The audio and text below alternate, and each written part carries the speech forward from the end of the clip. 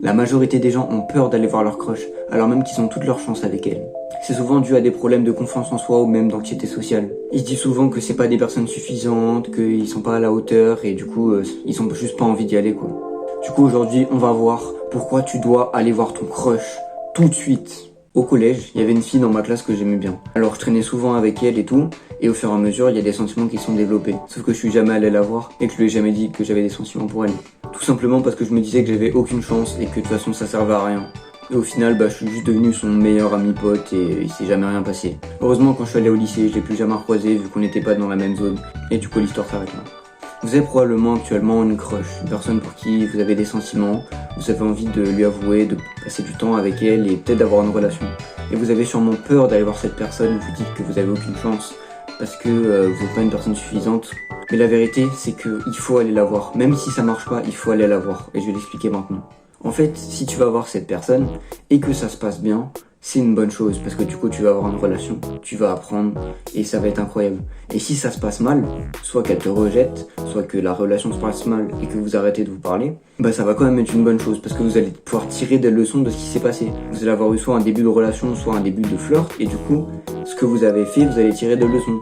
Ça je l'ai fait, c'était mal. Ça, c'était pas mal, elle a bien aimé. Et du coup, vous tirez des leçons et ça va vous aider pour vos relations futures. Après, c'est pas non plus un argument pour essayer de sortir avec 1 milliard de meufs parce que forcément, c'est quand même pas une bonne chose. Mais le fait d'expérimenter avec certaines femmes et tout, en vrai ça vous apporte quand même des choses.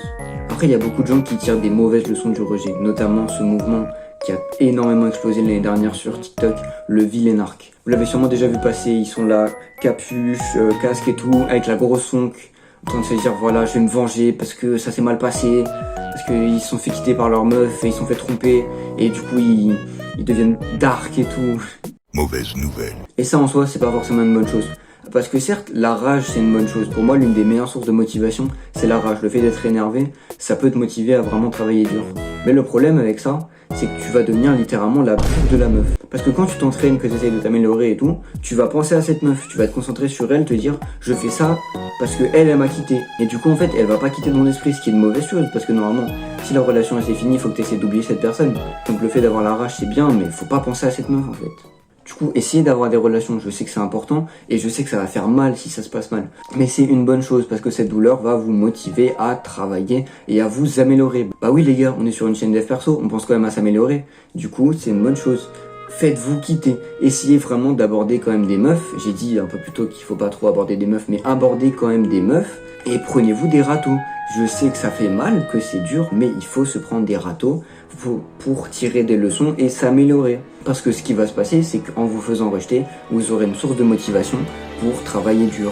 Vous vous rendrez compte que vous êtes une merde, parce que vous êtes probablement une merde, et du coup vous allez plus travailler à la salle, vous allez améliorer votre business, vous allez être bien soigné, et du coup vous allez être plus beau, ce qui va vous permettre d'être avec des meilleures meufs et d'avoir de plus de chances de réussir avec ces meufs. Bah oui, c'est un cycle logique. Donc parlez à des meufs qui vous plaisent pour l'instant, qui sont probablement des 7 sur 10 ou des meufs assez belles mais pas exceptionnelles. Et en vous faisant rejeter par ces meufs, vous allez travailler pour pouvoir être plus beau, plus attirant et être aimé par des meufs 10 sur 10. Et là, c'est incroyable.